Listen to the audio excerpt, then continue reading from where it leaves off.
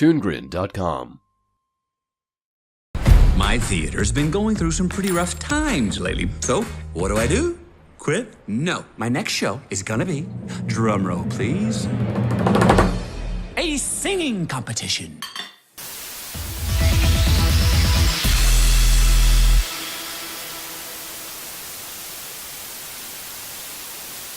Hello and welcome to Watchin' Stuff, the show about watching stuff. I'm Nero, and with me is my Canadian host WHYBOY, and today we're looking at Illumination Entertainment, the Minions guys. They're that's what they're known for. Shut the fuck up. Shut the fuck up. Shut the fuck up. That's what they're known for.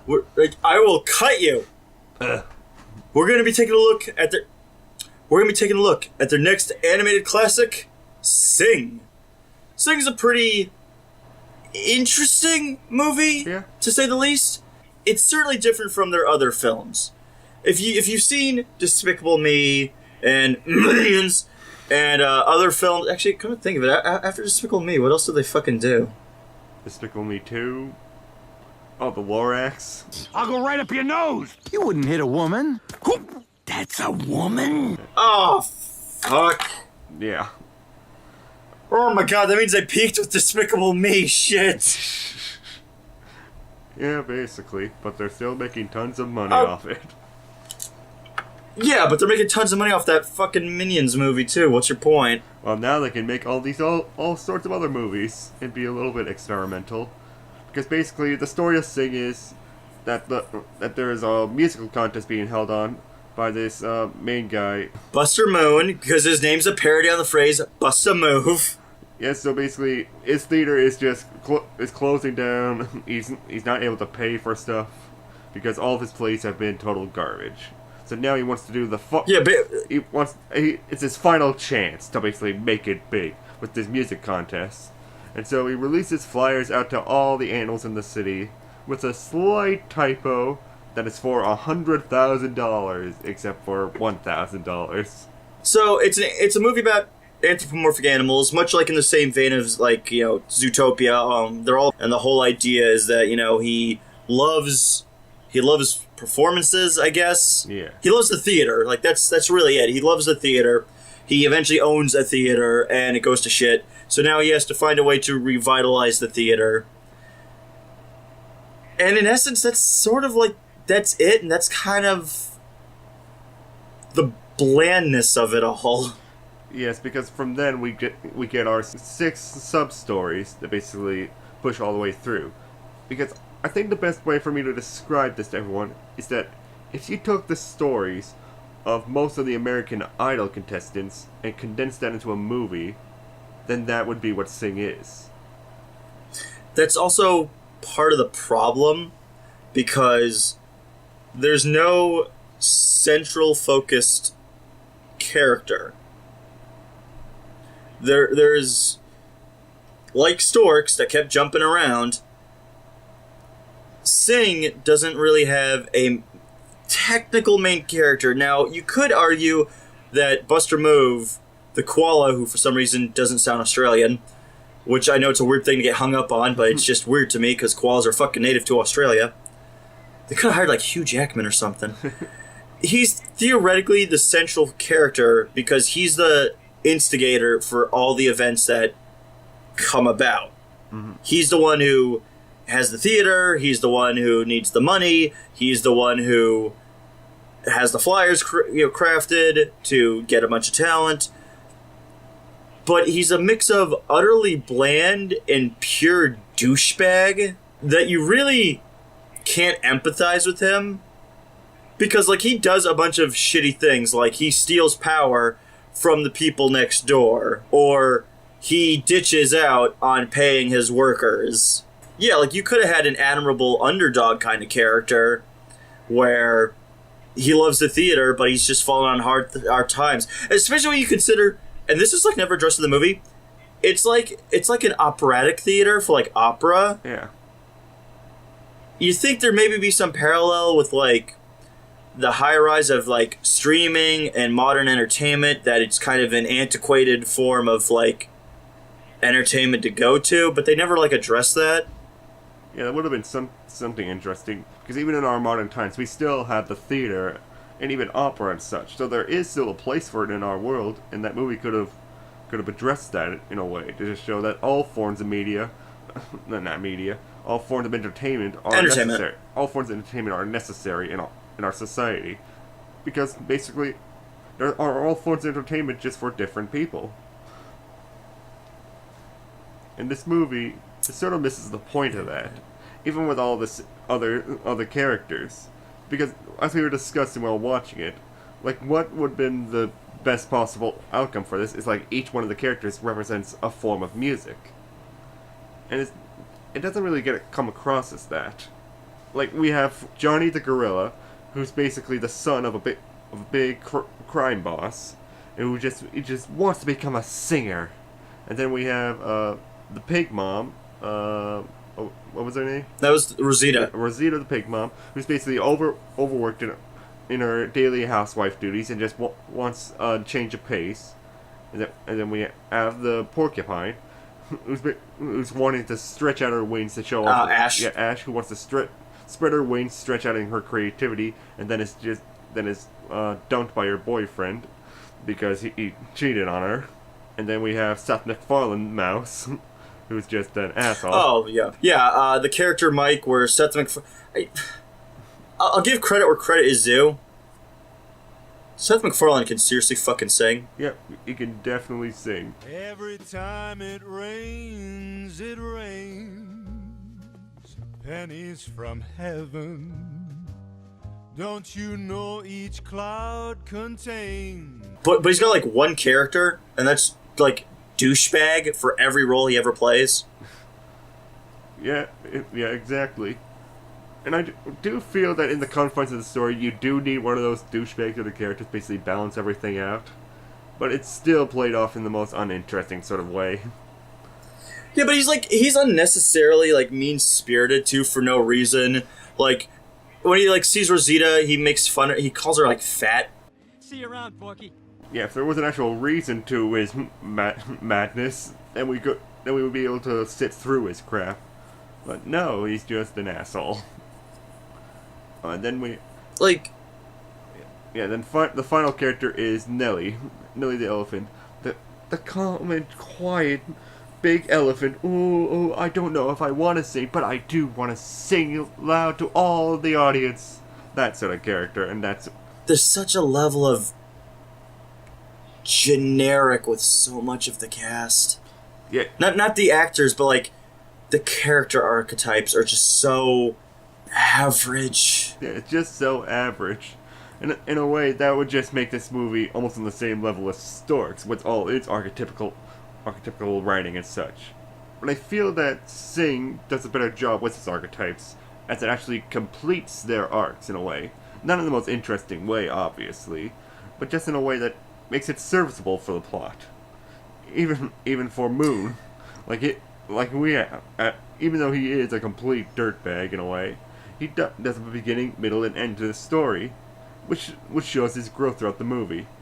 But I don't think he really needed that sort of like, I have to come from the dirt sort of archetype. We needed him to basically show a level of, I'm trying to find the right word, a level of love for the theater, to basically show that he knows what he's doing. He just has the bad luck of being in this situation right now. Sort of like, he should be the Mary Poppins of the theater world. You should be able to bring these ragtag people together to basically teach them, like, if you want to really show off who you are, just enjoy what you're doing, and here's how to do it. Yeah, I think part of the problem with him, too, though, is, like we mentioned earlier with the whole douchebaggery, there's nothing indicating that the shortcomings are just his fault. Like, it's not a string of bad luck that you can be like, oh, that sucks, man, don't worry, you'll get through it. It more comes off like, man, you were just a shitty fucking manager. Yeah, exactly. And you just start to lose empathy for him when you just see him like, oh my god, he's just that bad with it. That bad with negotiating with people and such. Like at the beginning, we have a scene where he's talking with his sheep friend at a very fancy restaurant, and he brings in sandwiches because he's that flat broke. And then it just sort of makes me think like, Are you that dumb to really think that you can bring sandwiches into a fancy restaurant and not get in trouble? Yeah, and that's the thing, like, he does shitty things. He steals power from the people next door.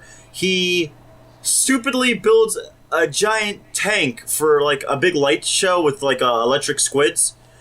And he uses just regular windows from, like, around the building instead of, like, not realizing you need treated glass that is thick and made to hold, like, that much water. Yeah. Because glass on a window is made differently than glass you would have on a, like, industrial strong tank. Mm-hmm. And obviously we know that most of these are jokes, even the whole glass thing. Like, it's one of those things where you're not supposed to think too hard about it. Like, we have the glass together, we have one of the people come in with a baseball bat, smacks the glass, and that's how it breaks. The not sort of thing is like, I need to really temper this glass so it completely realistically holds all this into squids. No, it's basically just to show that he is on super hard times, and he's going to go to any lengths to basically make this show go on. But it really needs to do it in a way to basically make us empathize with the character. Make him, like, earn money on the side to basically build up the funds and all that. He shouldn't just be all for, like, let me first lie to everyone, and then just figure out how to make up the funds. Yeah, like, and that's the thing, too, is, like, even when he figures out very early on, before anything gets developed or underway, that when he has all the people and they're like, yeah, we can't wait to get, maybe win the $10,000 instead of the $1,000, he doesn't come clean and decides just to carry these people along in hopes to exploiting their singing talents to get an audience to give him money. He's not a deep character. He's a selfish prick. Yeah. And that's the problem. Like you said, he could have been like this Poppins-esque, which is such a weird analogy when you think about it, but like this Poppin-esque character that, he loves singing and he wants to bring these, like, talented people together. That, in and of itself, could have been something. Instead of what we ended up with, and he's just an asshole. And then the rest of the characters are just sort of kind of just bland and archetypical. Some of them, there isn't even really so much a character arc as they're just sort of there. Yeah. Like Gunther, the pig that works with Rosita, nothing comes of that. Like, he's just there because he wants to dance. Which is weird because the whole point is that this is a singing competition. And actually, the character Gunther is important for Rosita's sort of storyline, which is basically just to loosen up so that she can dance more freely. And Gunther's supposed to be her exact opposite in the way. Loud, boisterous, and able to just go with the flow of anything. And see, I think that would have played to a strength if the movie had a focus of some sort of central character. Like, if Rosita was the central character, her story is about learning to loosen up, and she finds that with help from someone like Gunther. That would have been great. Even Johnny as a lead would have been great. He doesn't want to be in the life of crime like his father. He wants something more out of life. Even Ash, the porcupine girl, learning to grasp your own identity, which is actually interesting because, to a degree, there's a small aspect of that with her character, where the idea is, she's a punk singer, but Buster's like, tells her, you should sing pop because you're a girl, which, by the way, is kind of like narrow-minded to actually have that kind of thought that only girls could sing and enjoy pop music and not guys. So fuck you, Buster, because you're kind of a narrow-minded prick as well. But, like, Ash's character could have been like, I could prove that you might have this conception of me, but I'm more than what you're just conceiving. Yeah. That would have been good. Even Mina, the elephant girl, her whole story is, her whole character arc is she's meek and she's timid and she needs to learn to come out of her shell and be able to be, out and proud about being, comfortable with herself and her singing abilities. Each of these characters, by all means, have main character capability status, but instead of having a main character, the movie's got, like, 5 main characters, and it's split too far apart. Yeah. What would have been a really good fix for this movie is that we have the one main character, and then have all the characters sort of coalesce with one another. We have Johnny talking to Ash about how she wants to have her own sort of identity, and Johnny can sort of connect with her on that level, and just sort of each character connects with one another to basically help build up each one of them. That way, there was one. We can have to what you just. I was gonna say just to what you just said though about characters connecting. You brought up this great point actually, because in the movie there's that really good scene where Ash is singing, and this is after God, I don't remember her boyfriend's name. I guess it doesn't really matter. Trey. Lance. Trey or No, Lance? it's Lance. It's another douche bro name. It could have been a Trey or a Troy. It's a Lance. Yeah, of course. It's placed down on the list. There's a part where after Lance breaks up with her, she's on stage and she's supposed to be singing this pop song, and she just breaks down and starts crying.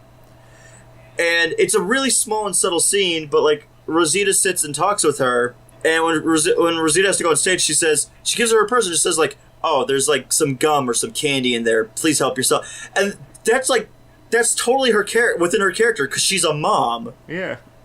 So her whole like mom mentality sets in, where she's like, "Oh, I have to help take care of you because you're clearly not feeling good," and like her motherly instincts kick in, and she wants to help this young girl, and it's like that's a really good character moment. I wish there was more of that. Yeah, at the end of the day, like the character bits are all there. Like we have all the pieces ready to basically coalesce into like a one big musical extravaganza. But it's just not all there in the end. Even the musical aspect isn't really there, as it's like one song at the beginning, then all the songs at the end. It's funny. They actually like have 60 songs in the confines of this movie, and yet this doesn't feel like a musical, because when I think musical, my personal definition and understanding of it is a musical is any sort of film in which it is driven through utilizing music. So like Little Shop of Horror, there are various segments that utilize the character singing to establish a scenario, a theme, a setting, a tone, any of that sort of things. Same thing with like Mary Poppins, actually, that's a fucking musical. Or most Disney movies, that's a musical. And then you get to the movie of Sing, and it's really sort of limited to, in the first act, they're singing because they need to see who the talent is, and then it's relegated to just the last act.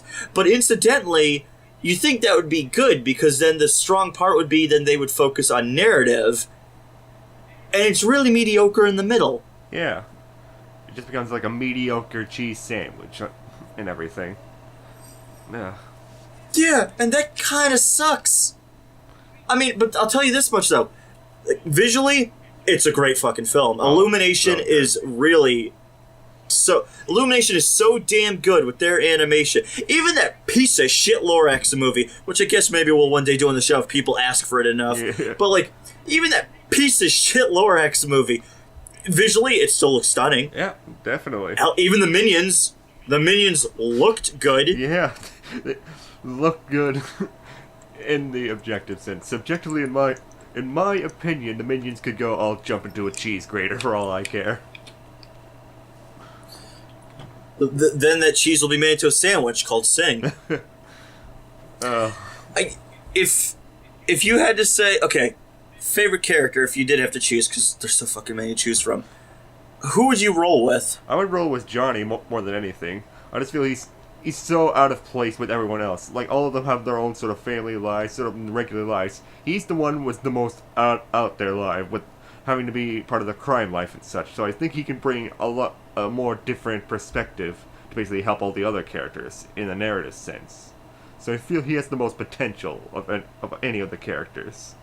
Yeah, I could agree with that. There's something about Johnny that he's a little bit more interesting than the rest, because it's like, okay, Rosita's bored with she's bored with being like a housewife, not because she like hates her family or any of that stupidity. She's just bored with the routine of it, and it's like, okay, that works. You know, Ash is a girl that wants to prove that she is just as creative as anyone else.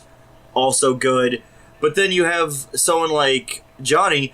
There's just something a little bit more interesting about Johnny as a character, because it's like, it's such a dramatic departure from the other ones, because it's like, you know, wife who's bored with routine teenage girl who wants to prove she's creative, douche mouse, timid elephant girl who needs to come out of it. He is. That's his character. He's a douche mouse.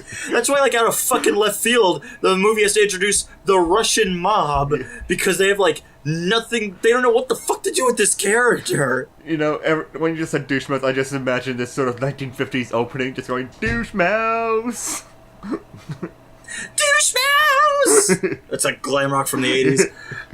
Like, Johnny was the one who felt like it was a little bit extreme where it's like, so he's a gorilla, but his dad's like a crime lord, or not even like a crime lord. He's like, at best, he's like a gangster. He runs like a small street gang. Yeah. But the thing is, I think what makes that one the most interesting is like, it's everything else is kind of like average, you know. Wife bored with routine, teenager wants to prove she's creative, teenager that wants to prove that she's not timid. Those are all fine traits that a lot of different people can relate to. There was just something a bit more interesting where it's like, this kid who, you know, his father is trying to force his views upon him. You know, son, I want you to be like this, I want you to do it this way. And he wants to fight against, you know, like nature versus nurture. And there's something a little bit interesting to that. It's not fully realized, unfortunately, like a lot of the movie. Yeah. But it's certainly the most interesting aspect of the movie in terms of the cast of characters. Mm-hmm. Yeah, but so Johnny would be your favorite character as well? Yeah, I mean, easily. There is a sense of relatability to him, in that, you know, like me with my family, you know, there is a bit of a strain there where I feel like I'm not doing good enough by them, and I feel guilty about it. And in a lot of ways, that's reflective with Johnny, who he wants to make his pa proud. You know, he doesn't want to be a disappointment, but there's always that feeling of like, I'm a screw up. Yeah. And there's a connection there. I can't really connect to, like, you know, Rosita, because I'm not a mom in a routine relation, you know, routine marriage with my 25 fucking kids. I'm certainly, you know, not like Ash, in that, you know, I'm creatively stilted or anything. Mm-hmm. And I sure as fuck ain't Mike, because I ain't a douchebag rat that's an asshole to everybody. Or at least I try not to be. Yeah. I think that's the biggest problem with Sing is there isn't a focus. It's by all means, it's good conceptually, but the execution, it's not terrible, mm-hmm. but it could definitely be stronger. Yeah, it definitely needed another draft to basically figure out who the main character was going to be. But I feel that the movie was leaning really towards Buster Moon to be the main character, and it just... I think he is, but there's... The problem with him being the main character is there's nothing likable about him. There's nothing about him that you can root for. Like, with Johnny, you want him to have acceptance with his dad. You want him to be happy. And it's that with the majority of the performers. You want Ash to ditch Lance, because Lance is an asshole. You want her to be successful and happy and to have her own identity. You want Mina to come out of her shell. You want Rosita to break loose and, like, be able to regain that energy she used to have when she was younger. All that is something you can kind of see, you know, visualize and root for these characters. And then Buster was just like, so I want him to have his fucking theater back? I mean, he's just kind of an asshole, really. Yeah. We really need more of a push of it, his sort of, like, knowledge of the theater and singing, so that we could show, like, he is crucial for this theater to still stay afloat, even though he does not have that skill right now, or showing that. Yeah. That's the thing, is, like, he has nothing about him as a character for you to connect to something with.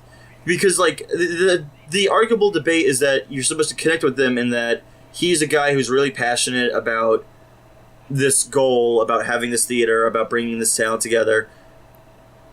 But that's not his character's drive. His drive isn't to bring a bunch of talented people together to prove that they're talented people. His drive is to exploit them to get money to save his own ass because he drove this theater into the ground. I think that's just the bad... I think that's the bad consequence of what he was going for. Because he initially does say he wants to bring people together to basically cause a really big show and such. So I think he was trying to go for, I want to bring these creative people together to basically sing to show them off. And just basically that will connect to me saving the theater. I think that could have worked, but it was just basically more pushing towards, I need the money, everything's closing down, I just need the money, money, money. You think maybe this would have worked better if it wasn't about a singing competition, but it was about performing like some kind of stage play? I don't... Because, like, the competition implies someone needs to be a loser, and they drop that mid-film to then just make it like a fucking stage play. Yeah. I honestly don't believe that would work well as a stage play. I do think they shouldn't have dropped the loser aspect. I think they should have done it in that sort of, like, kind of cheesy way, but they would have to earn it at the end, where they have sort of a clap-o-meter, where the audience is just like, so who thinks Johnny wins? And then you have a round of applause for Johnny. Then you have a big round of applause for each of the characters, and they still all get exactly the same amount of noise. It's like, okay, everybody wins then. But there's still no prize money at the end. Like, something like that to show that each one of them has showed their keep. To show that they have broken out of their shell, and everyone has recognized them for it. Yeah, but I think the reason why one of the reasons why they just didn't go that route is because it's either that it would be too cliche, which incidentally is still kind of how the film ends up ending at the end regardless. But I think the idea, too, of why they dropped the competition, like, mid-film is because they didn't want anybody to be a loser, because it's like, you could actually cheer for a lot of them. You could cheer for Rosita, you could cheer for Ash, you could cheer for Mina, you could cheer for Johnny. You can't cheer for Mike because he's a douchebag.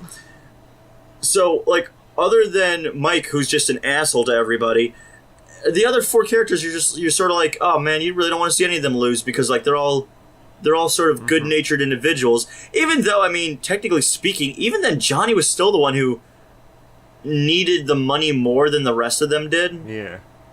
And, like, that's the thing, is, like, with Johnny, it felt like there was this sense of urgency. He needed the money to post bail for his dad, but he also wanted to get out of a life of crime that his dad has been trying to push him into and become his own man. There's a story there for just that character, because no one else really seemed like they wanted the money except for Mike, but you don't care because Mike got in debt with, like, the fucking mob and shit, because Mike's, again, a fucking asshole. Yeah, yeah, and Ash just wanted... So it's inconsequential? Mm-hmm. Yeah, Ash just wanted the exposure of it. The pig mom just wanted to basically just get out of the house. And Elephant just wanted to just break out of her shell. None of them really needed the money, they just wanted sort of the exposure of the experience. Yeah. That's why I think, too, like, Johnny felt like potentially the most well-rounded conceptual idea for a main protagonist that just wasn't brought to full fruition. Yeah. It's sort of why I think that sort of cliche sort of ending where they all win would actually work if they actually built it up enough.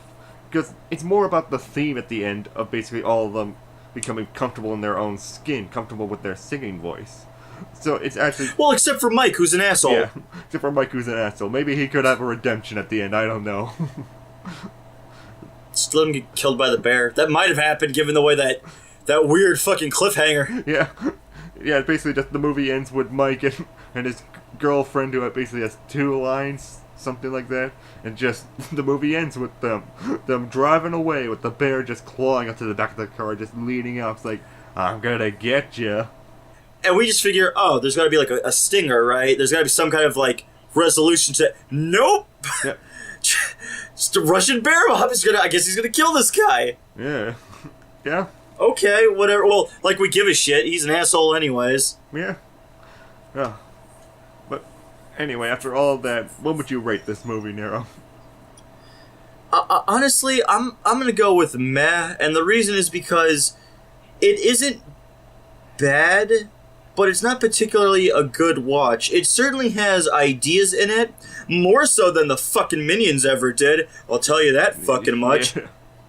But in the end, it's all in the execution, and the execution was very mismanaged. There really should have been a central main character that we could have root for. Buster Moon is not a character we can root for. He's a selfish asshole who's only in it for himself until like the third act rolls around, in which he decides he's not in it for himself. I felt like that was just a bit too uninspired, uncreative, uninteresting. Whereas the other characters, though, the actual competitors, they were enjoyable in their own rights in certain ways. I actually did enjoy even Gunther as a character because he had so much charisma to him. You know, you have that great scene where he's talking to Rosita and he's like, explain to her, you know, you think too linear. You need to just sometimes let loose. You need to like let the energy flow through you, you know, and just become a part of it. And it's like, oh, that's kind of cool because she's sort of stuck in the routine role of being a housewife, and her character part is like breaking out past being stuck in the routine and in the rut of it. Each of the individual characters has something interesting. Mm-hmm. And maybe if they shot this as maybe an anthology movie, this could have actually been better, where like each segment is dedicated to each individual character, culminating at the competition at the end. Yeah, it's something like that. Because I would say I'm really leaning towards trying to be a good watch, but objectively to me, it's still just meh overall. It's just everything that you said, but I feel that it's so close to being good because I do like the musical numbers in it. Like, I listened to, like, Johnny's song, like, a dozen times because I do like the energy that it shows in it. Like, each one of the music numbers, when they do it, it has energy, it has great staging, it has great lights and all that for a very good animated musical number, which I love to do because I love musicals as well. I wouldn't say it would reach to a must-watch, but I believe it's just basically just a smidge far from being a good watch. So I would still recommend it for anyone who's interested to see it. You know what might have worked? What? If Mike the Mouse was actually a rival to Buster Moon, and Mike, as a rival, wanted the theater that Buster Moon had, and Buster Moon was losing money, so maybe there was a bet of some sort where, like, he bets to Mike, and the deal is, if I could make a successful collective of talent be brought in, and it can boost sales, you will back and finance the theater to keep it open. Oh. Yeah. But if like he fails, then Buster has to turn the theater over to Mike. Yeah, it could be like Mike joins the competition to basically show like, if I win and beat out all your talent, then I get it. Because he is just that confident. Yeah, and like that fits his character too because of his arrogance. Yeah, like something like that. But, like that's even that would have been a lot better. And you could have actually seen like the reason why maybe Buster gets so determined is because he doesn't want to lose the theater that like he worked so hard to get with his dad. And, you know, he wants to keep it within himself, with the family or something. And, like, something to that strength I think would have helped push his character a bit more. But just as is, like you said, the movie it's not terrible, but by the same times, it's just very kind of average and mundane. And it sucks, too, because animation, it's brilliant. The singing, everybody gives a solid singing performance and great voiceover work. Even though, like we said earlier, Seth MacFarlane plays like one character and he always just plays like an asshole. Yeah, but he plays asshole really well. Yeah, he really does. And that guy can sing. That's what he's good at. And he can fucking sing. Holy shit, can he sing?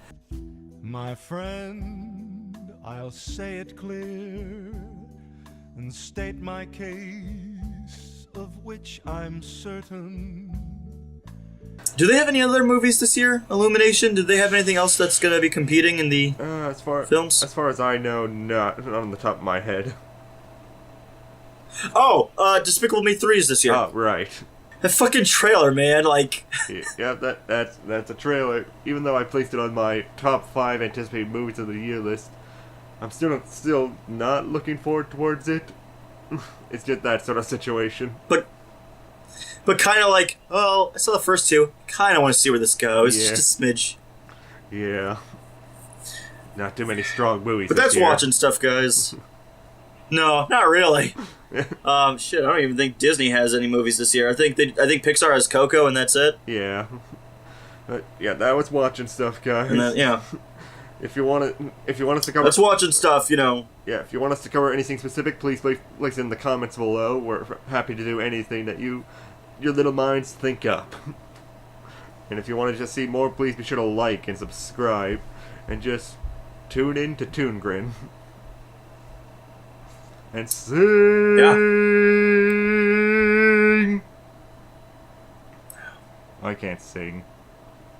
No, don't sing. Knock that off. Oh. You're embarrassing everyone and everything.